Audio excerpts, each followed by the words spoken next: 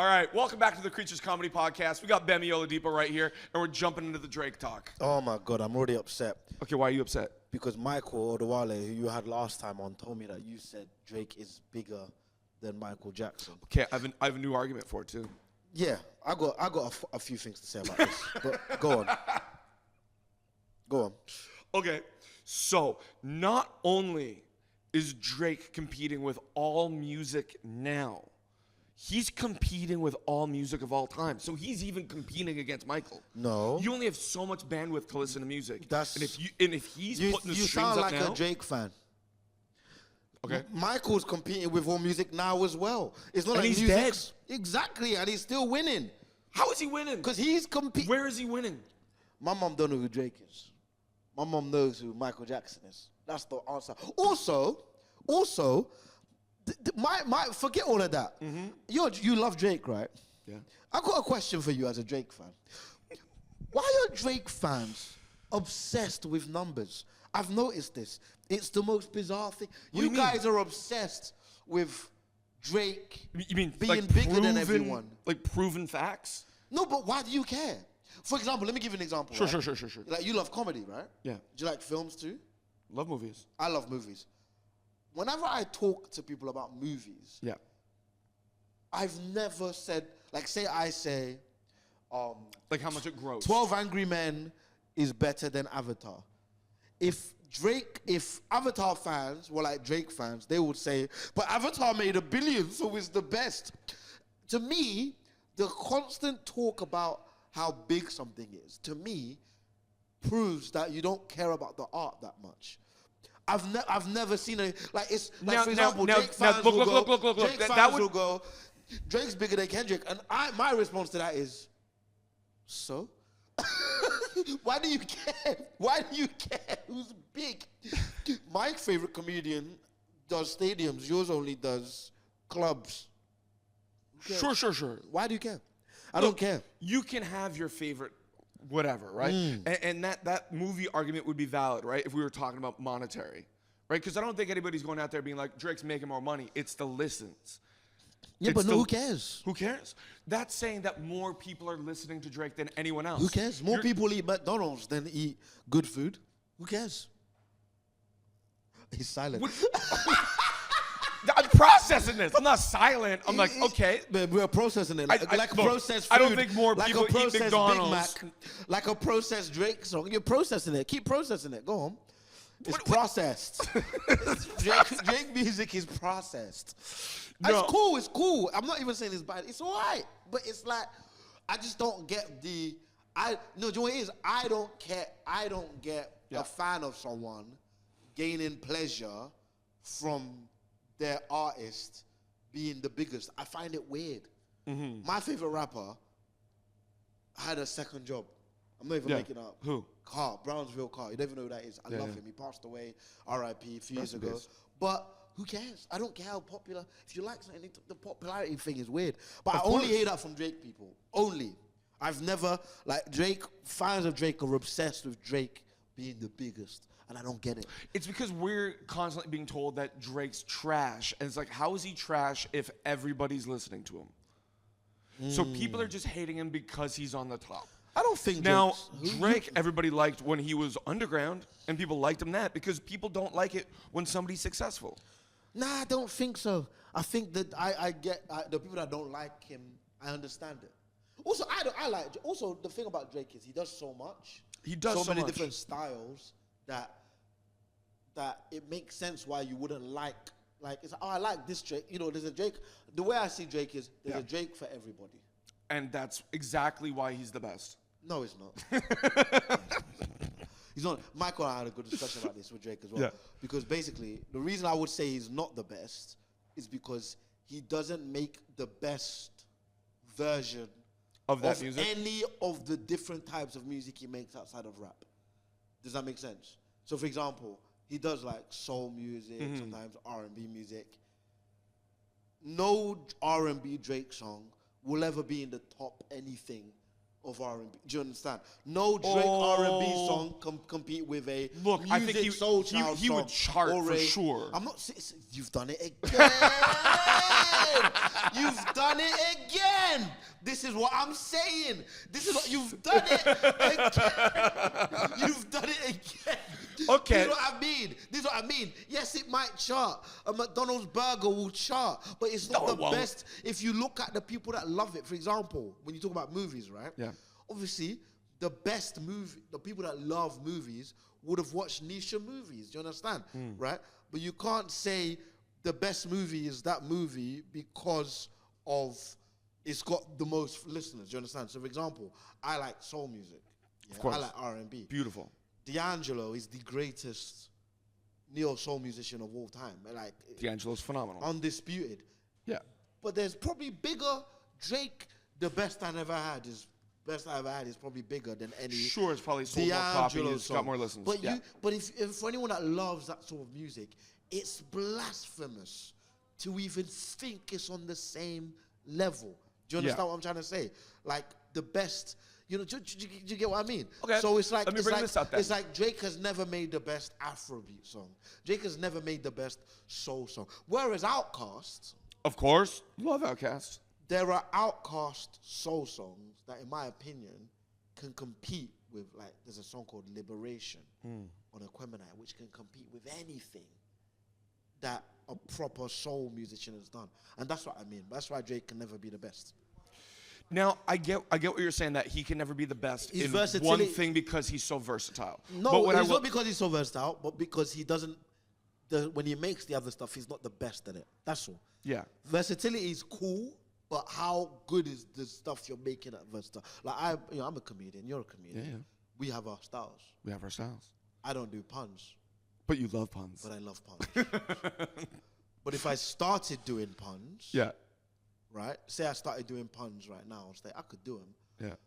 A Drake fan would say, "Oh, Gbemi's the best comedian in the world because he 'Cause does he can do stories this, he can do and he does puns." puns." But my puns are meh, so it doesn't matter that I do puns. You don't get points for being versatile when the versatility is not top level. That's all I'm saying.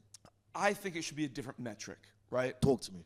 So I think, yeah, sure. You have people who are specific in their genres and they're amazing at what they do, right? This mechanic is phenomenal at, fixing cars, but he's shit at like wiring a house. But there's a guy, sometimes you need a guy who can do everything. And Drake can do everything, and he can do it just slightly above a mediocre level. Like he could do it at a level where people all enjoy it. Yes. And he's also putting on so many people from different genres and giving them platforms. All these people he gave first stadium tours, he made careers for people.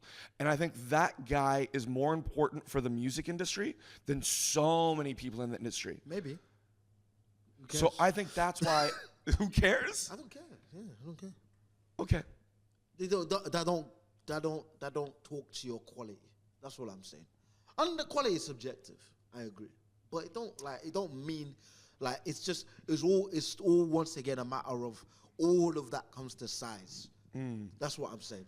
But for you, like that I don't D'Angelo care. album hit you, right? And it connected with you. It hits you loved anyone that loves And that genre. Of course, anyone that loves that genre. But we're talking you specifically right now, right?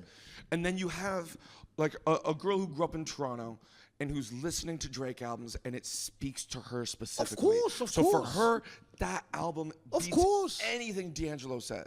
Yeah, I get it. Everyone's got their favorite stuff. I get it. No one's. I'm not like. Because art is subjective. I agree with that fully. So as somebody from Toronto, like he hits me in a different way than he Of would hit you course. guys from out here. Of course. Because anytime I'd go out on a night and go hang out with my friends in a club, people are playing music, Drake comes on, everybody goes crazy because it's Toronto's music. Yes, I agree. I hear you. So that's why like it will always resonate with me, and anywhere I go, anytime he drops something, I am devout. So have you heard the new album yet? I have. Thoughts? It's great. All of it? Dude, he drops one line, how he's living next to Jordan like Lebanon. Oh, so good. He's got bars. He's got bars. He's got bars. He's a great rapper. I think he's a phenomenal rapper. He's a phenomenal rapper. I'm not even like I know Also, I this- sound like a hater. I think he's a phenomenal rapper. Yeah. I just don't think he's He's the best. the best. But if someone said he's the best, I can hear it. Like I understand it to an extent. I Like, love how we're getting distracted. So Celtic just scored. It's 2-1. Yeah, Celtic did score, man. Yeah. How much time is left? But in I the like game? an underdog story. That's why we don't want Drake to win, man. Oh, so you Drake is admitted it. Celtic. You admitted it. You don't want him to win because it's an underdog story, and you don't want the I guy don't on want him top to to win in win. a rap battle. No, I wanted Kendrick to beat his ass, and he did. That was wonderful. Exactly, not because of the music No, he I makes, love because Kendrick. he's at the I top. love Kendrick. Also, Family Matters, phenomenal. Yeah, phenomenal. Insane song. Drop. Yeah, and he dropped. Fuck off. I still think Drake won. No, you don't. This is. Come on. You can't change my mind. You don't. You can't take the maple out of my blood, bro. But you don't think that. What do you mean? You don't actually think that. You just think you have to say that. But you don't think that. I don't think that Drake won. You don't. I think in the long term he won. What does that mean? I think in the short term, yeah. What do Kendrick you got the mean more he won points. in the long term? And see, watch this. Remember what I said at the start. How is he gonna win long term? Say it. Go on. Because he's gonna be bigger. That's all. I didn't say that. But that's what I'm you wanna saying say. no, he's still because he's still at the top. If he was That's broken, all it is. no, he's still creating, only dude. ever comes He's down- dropped 4 albums since. Who cares? He's still making art. He's He not was letting them never get not it meant down. to stop making art. He just lost the rap battle. Dude, how many people who lost rap battles take a stutter? Drake didn't stutter. What are you talking about? Drake went out and Jay-Z did it. lost the rap battle. Yeah. It's fine. You can lose a rap battle. This is a weird argument. Not on that level. because That was he the biggest rap battle of Because history. he lost and he still makes music, he won. That's one of the craziest things I've ever heard in my life. Did you lose? Yeah, he lost, but he still plays, so he won. What? That's crazy. Can you hear yourself? Dude, if anything, it made him Wait, bigger. hear It made him yourself, more popular. hear yourself. Yeah. He lost. A rap battle. Yes. Yeah. But because he still raps after he lost, he won. I'm not saying that. That's not the only reason why he won. Why else did he win? Well, because like, what was Kendrick trying to do? He was just trying to show that he's better. He was trying to beat him in a rap battle. Yeah. And that's it. There needs to be nothing beyond that. Just beat him in a rap battle. That's it. And then Drake goes back to rapping, being the biggest rapper in the world, and Kendrick does Kendrick stuff. But he lost the battle. That's it. It's not very complicated. I never thought Drake could go away. In fact, I always expected him to continue being the biggest rapper in the world, because he is. He makes more versatile music. His music is more easily digestible. Of course, he's going to be the biggest rapper in the world, even if he lost the rap battle. Yeah, I never it just felt expected like he him was to go trying to away. knock him off the top, but nobody could knock him off the top. No. He was trying to knock him. He did knock him off the top. Who took the top? Not the top is different. This is what I mean. People see the top in different ways. I see the top as, like, in rap here, there's different badges, in it. Sure. You know, there's the, sales, you could say, is a thing, but there's, like, quality, how good you are, storytelling, battling. That's a thing. And Drake, and this is the thing I say about Drake fans all the time.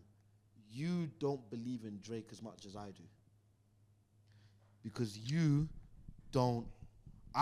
The thing about Drake, that I actually like, Yeah. is that anytime it gets into like a rap battle, this, no matter who it is, he wants to go for it because he knows it's not just about sales, it's about the game. It's about the game, it's about respect. But then what Drake fans do is when he loses, they say, oh, but that doesn't matter. But it does, and it matters to Drake. Because Drake loves rap. Drake loves rap. Drake had Pusha T memorabilia before they got into it because he loves hip-hop. He's a hip-hop fan. He loves hip-hop, and he knows battling is important, and losing and winning the battle adds or takes away. If Drake Dude, back-to-back is still one of the best. Unbelievable. Yeah. Exactly. That added to him. So it's either they matter or they don't. Because if you're saying they don't matter, then back-to-back don't mean nothing to him either. But it does matter. Even though Meek Mill is he's just a little man. Yeah. But he beat him. And it adds to Drake and why Drake is great. And don't get me, he put up a great fight. Dude, the fact that Drake doesn't turn down anybody should be commended. It is commended. That's why I'm commending him for it. That's what I'm saying. I'm saying I commend him for that. But you have to then, if he loses, you have to then acknowledge that it's a stain. And that's fine. But it is. You could look at it as a stain, or you could look at it as he went what? How many songs did they drop against each other? Like 4 or 5 each? How many did Drake drop? Drake dropped... What did Drake drop? Drake dropped... The There first was one Cole. was Push-Ups, Tailor Made, Family Matters. Family Matters. And then that horrible one at the end, the Heart Part 6. Yeah. So that's 4? That was 4, yeah. Yeah, that last one was bad. That I- last one was bad. I was hoping. That last one was bad. Oh wait, what was the one with Tupac in it? Tailor Made. I like that. Yeah. A lot of people don't like that. I actually like that one. Yeah. I like Tailor Made. Tailor Made when he did the two. I like that. Kendrick, we need you. West Coast Savior. I love that. Family Matters. I listen to that all the time. So I don't even think I'm a hater. I listen to the songs and I love Family Matters. I actually love that song. I listen to that more than Not Like Us. Really? That's something to say. It is. And what it says is it's a better. I think it's a better song. It's a better song. I do. So But that's it's not a better diss track. Those are two different things. So Takeover is a better song than Ether, okay. but Ether is a better diss track than Takeover. Does that make sense? Yeah, all right. Because a diss track serves a very particular purpose. It's to Yeah. disrespect someone. And to have that song explode everywhere, sure, maybe you bought it, maybe you paid for the streams. That's what you think, cool. But it don't matter. Yeah, but it did what Back to Back did, right? Back to Back wasn't just a diss track; it was a really good popular song that got played everywhere, and that's what Not Like Us was. Yeah. It got played in the Super Bowl. It did. It did get played in the Super Bowl, and it was just phenomenal, man. It's just sad. Anyway, this is a comedy podcast, so it? let's, yes, it's supposed to be. Fine, Drake. No, don't do it. Yeah, so this whole podcast is like asking just different questions about comedy and stuff. Cool. Like biggest show you've done, weirdest place you performed, and what was the last question? Yeah, worst gig. Okay. Just trying to get stories out of people. Cool. Yeah. Let's do it. Sweet, man. So thank you for coming back up north and playing the club again. Love it, man. Love this club. Yeah. I feel like you're so busy in London now, though. I am always busy in London, but I always have time to come Manchester, man. I come Manchester quite a lot. Love Creatures. Ah, thanks, dude. I do. You know I do, man. Favorite club in Manchester. Which is very controversial to say, but I'll say it on camera. I don't care. All right, clip it, put it up. It is. Love it. I love it. Thanks, man. Well, we love having you here. It's always so fun. Thank you. Yeah. Dude, you always fucking smash this room, so it's hard not to have you. Thank you, man. I appreciate it. I would say top 2 people who crush here, maybe? Okay. Who's the other one? Who am I fighting against? Like Gavin Webster, like Oh, I ruins this place. love the guy behind the camera, the laptop. I love you. What's your name again, bro? He shook his head immediately. I said, You don't think Gavin crushes here? Love Gavin, but not more than Derek. Come on, man. Okay. There's only one person I've seen who's crushed it to a similar level or equal level, and that was to The standing ovation? no, that was different. It was this is probably not even going to come through on camera. So I'm going to have to subtitle it in. But it was a Dan Nightingale and Friends. Scott Bennett. Scott Bennett. Bennett. Hey, I'm happy to be compared to Scott Bennett. That is a killer. No, but Scott Bennett is phenomenal. Jin Hao Lee. Jin Howley's great. Dude, he came here. First time I've ever seen him. I'd never met the guy before in my life. He went up and got a standing ovation at the end. He's great. I'd never seen that before. And his energy is just, he just sucks you into his world. That's Yeah. what I would call someone like that. Dude, he's like a fucking lion tamer. Shout out Jin Howley, man. Shout out. For sure. I love Jin Howley, man. Oh, but thank you, though. That's nice. I love this man. place. You're I always really killing love it. this place, man. I remember when you were in the other room, man, and it flooded. Were you there on the flooding night? I was here. I was here on flood night.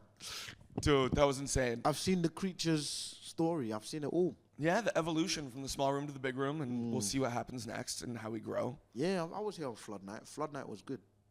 Would you say that's one of your weirdest gigs you've done? Yeah. Yeah, trying to do comedy as the world singing? Yeah, I would say so. Like everyone's sitting there when the water rising below them. For sure. Yeah, what's up there? Yeah, meanwhile, I'm in the back just mopping, trying to get it all done. Yeah, for sure. But everybody's in like an inch of water, so everybody's watching a show with their feet up. Yeah. Flood night was up there. Then what else? Yeah, no, flood night's a weird gig. I liked it. Yeah. Some of the weird gigs that like when we talk to people, it's like, have you performed like on a boat? Have you performed like on a bus? People have performed. Done like painting gigs, weird like had to sign an NDA, performed for a billionaire. And Yeah. Oh yeah, I get what you mean. What's like a weird gig I've done? Apart from Floodgate. Floodgate was weird. I've had gigs like, obviously me and my mate Andrew Benson, we do a show. We hosted a show for someone once, and that was a bit weird because it was just so unorganized, and it was almost like a game where in the middle of the thing they kept asking us to do, okay, can you do this and do that, like chucking us little challenges. But it was just because it was chaotic and not organized. Like, as we're about to go on stage, they're like, oh yeah, there's a drinks brand that's sponsoring it. Can you promote the drinks brand? But they never even said that. As I was going up, someone just put a drink in your hand? A drink in my hand, and I went out. And I had no idea. So I was on stage, like, and the crowd were looking at me. And I literally said to the crowd, I don't know why I have this in my hand either.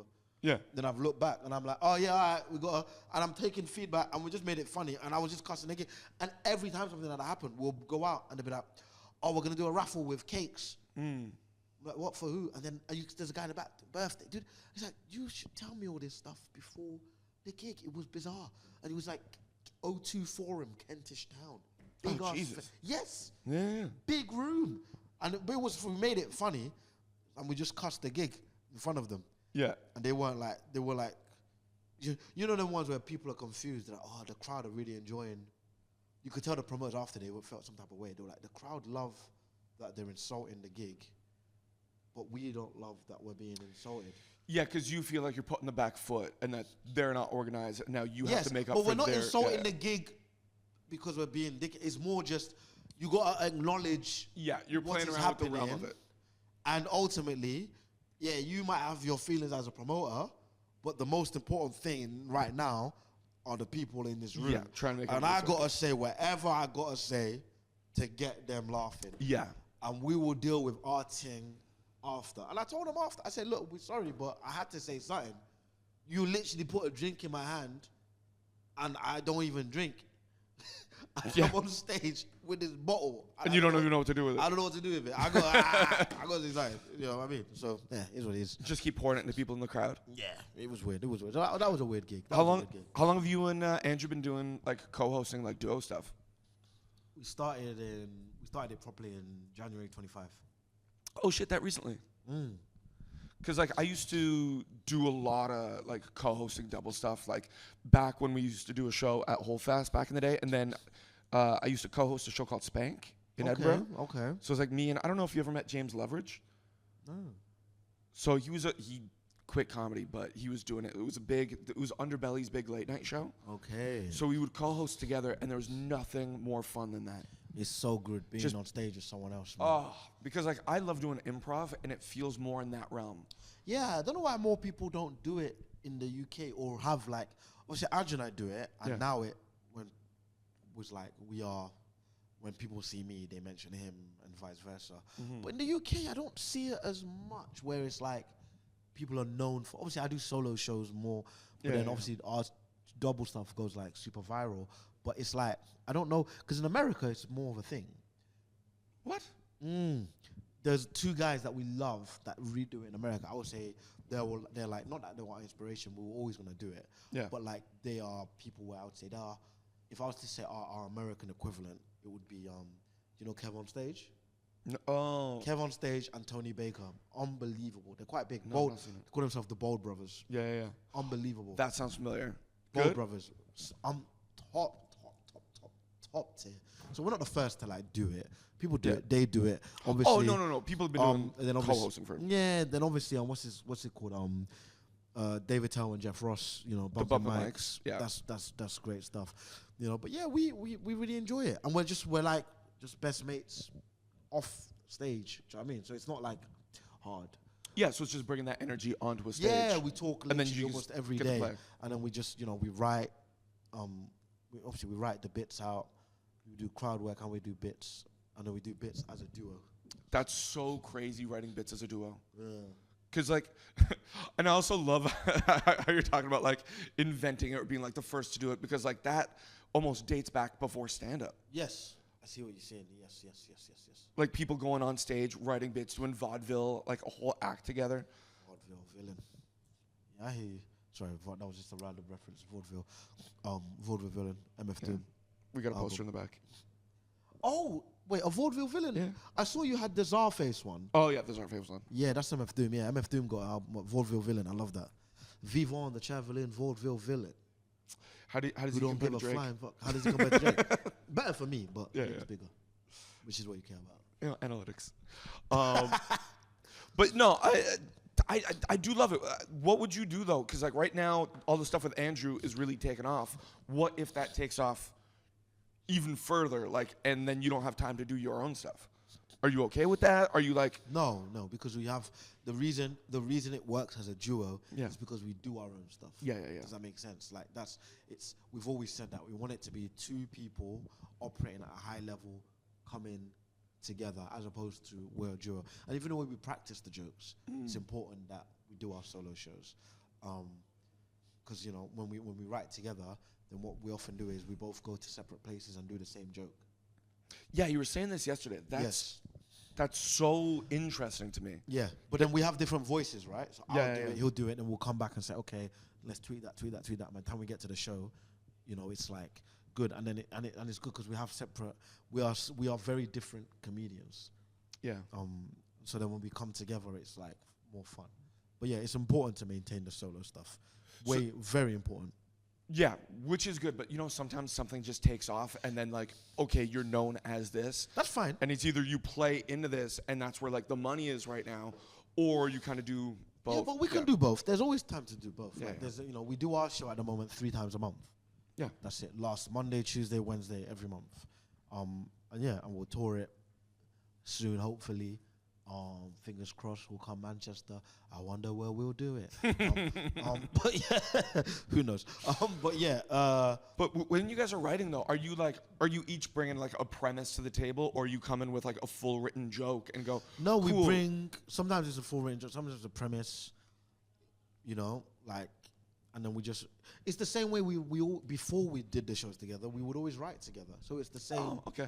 Process really, but then this time it's like, okay, yeah, that's good, but then it's like writing a bit where it's more of a conversation between both of us in the same bit. He might have a point of view on a bit, I might have a point of view on the bit, or we might have the same point of view. Do you understand? Yeah, Or him yeah. explaining something to me, you know, and it's interesting, but sometimes knowing the bit when we get on stage and do it, you know how it is. Like sometimes you've written a bit.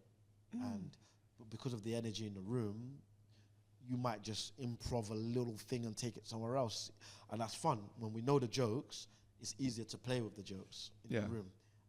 That's it. So yeah, it's good. It's really fun, man. Have you ever done a bit or written a bit and then kind of gone, I kind of wish I kept that for my solo stuff? No, because we still do the bit. Like there's some bits we'll do it on the show, Yeah. but then we'll just keep doing it.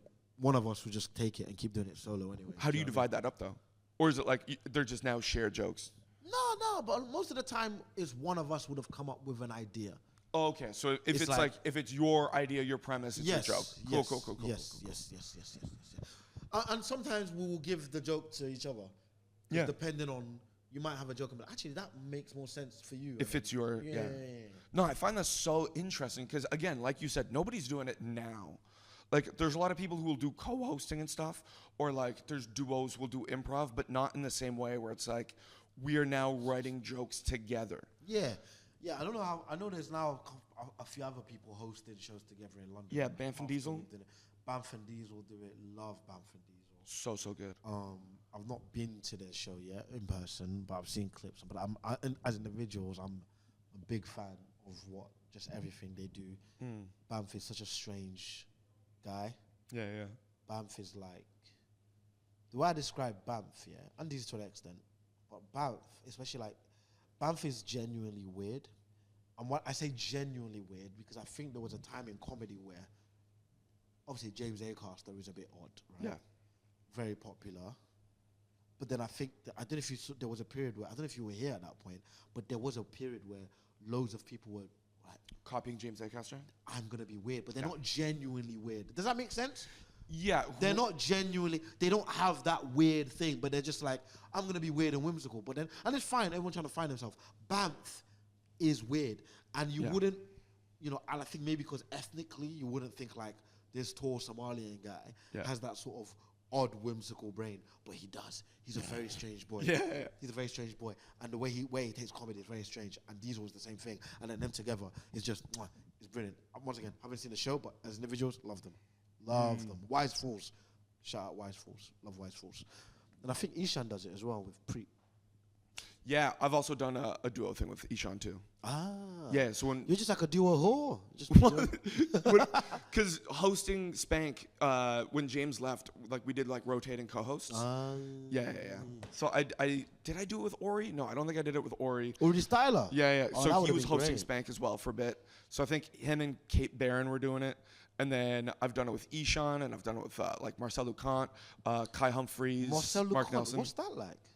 Huh? He's such a strange. His act is so specific. I can't even imagine someone else being on stage with him. Yeah.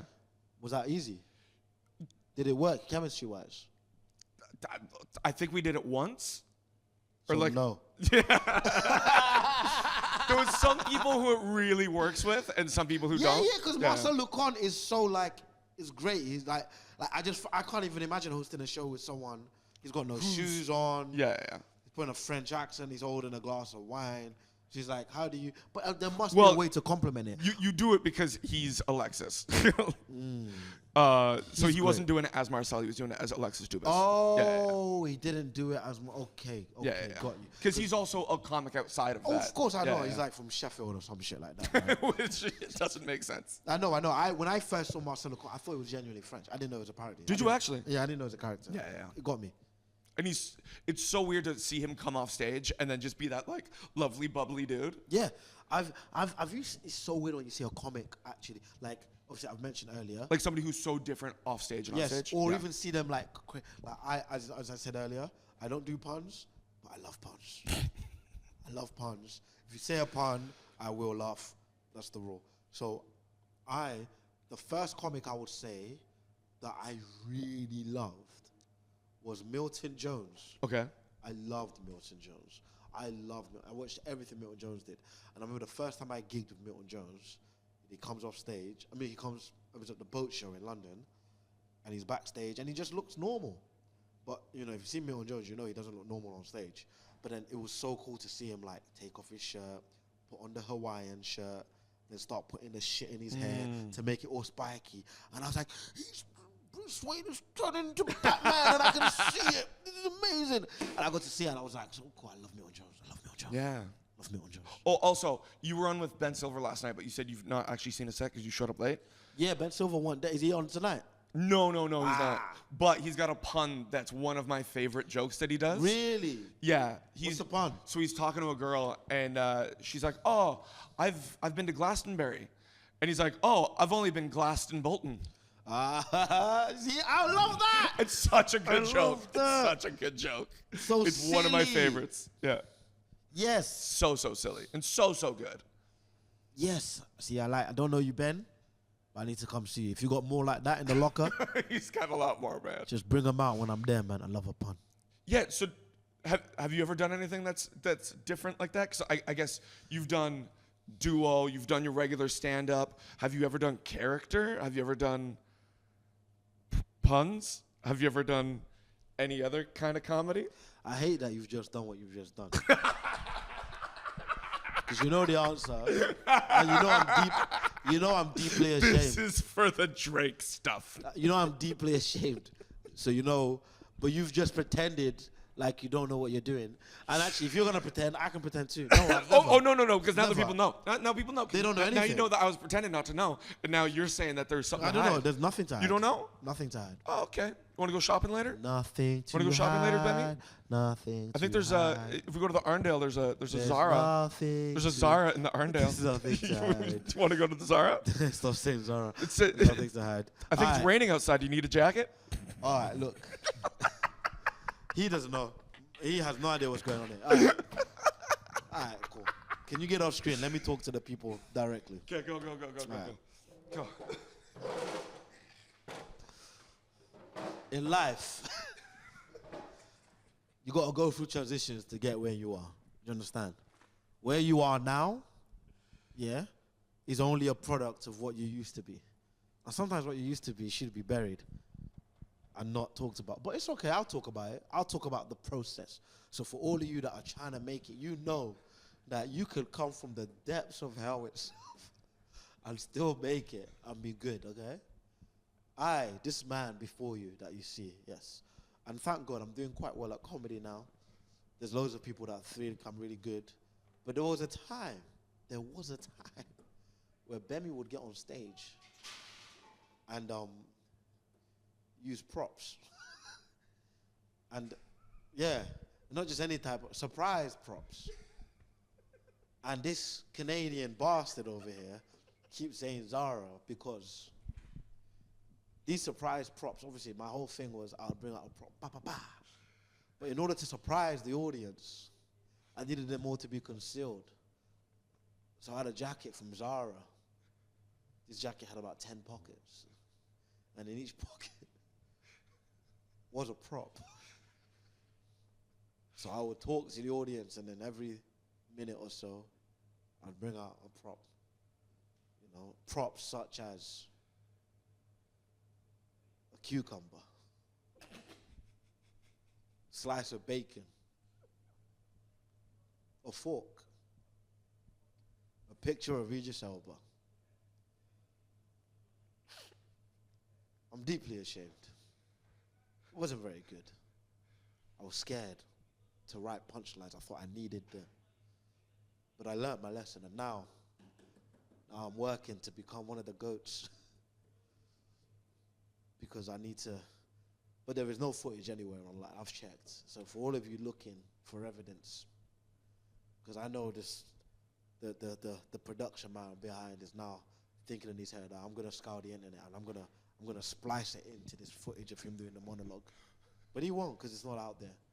And if it does appear in this, I just want you to know one thing. It's AI.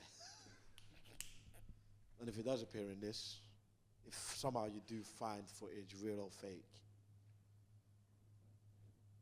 I will be doing, we saw that the tour show at the Frog and Bucket. That's what I wanted to say. I need everybody to go online right now, find the footage, and send it to info@creaturescomedy.com. And the Frog and Bucket is the greatest club in Manchester. No! We can always cut this if you don't want it It's the in. greatest club in Manchester. No! They're great. They've been here for 30 years. Way better They than get bigger Creatures. numbers. They They have do. better And analytics. because they're better. Okay, so what you're saying now is the numbers count? Audiences are better. Numbers count? No, they're just a better club.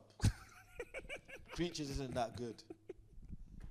Creatures is like, I don't know why it's even here, to be honest. What was the bacon joke?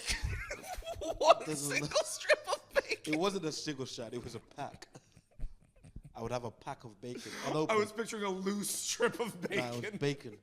I don't even remember the joke fully. I remember it was about Peppa Pig. Dude, it's fine. It's so good. I remember distinctly one time when I was doing jokes when I first started, I was doing puns, and then I did a joke, and it didn't go over well. And my reaction to that was, "Come on, guys, it's a pun, people." And I said that, and an older headliner was like, "It's a pun, people," and made fun of me for the next 7 years. And then you never did puns again. See, it's good. Yeah. You got to try stuff when you start. You gotta try stuff. Try everything when you start. Try doing some props. Try a character. Do it. Do it. Right? You're trying all these different hats when you begin, and then you just find out what works for you. Yeah. But in the same way you were saying, like all the weirdos who followed Acaster, every scene has that. Anybody who's successful, they'll be kind of disciples of that person as they find their voice. Yeah. True. It's necessary. It's fun. Prop Gbemi, man. Brett's trying to find it right now. No, it's not there? Okay. I've tried. I've looked. People have looked. We can AI generate that, though. I know. But yeah, it's fake. Can't we? Yeah. Just you in a nice I don't know. Zara jacket pulling out bacon. I don't know. It was bad times. But anyway, props. Any more questions? Huh? We can cut it. We can cut it, man. No, keep it. I don't care. Okay. We'll cut the frog thing, though. Keep it. Yeah, we'll keep on. Keep all of it, man. No, other questions about comedy, man? I don't know.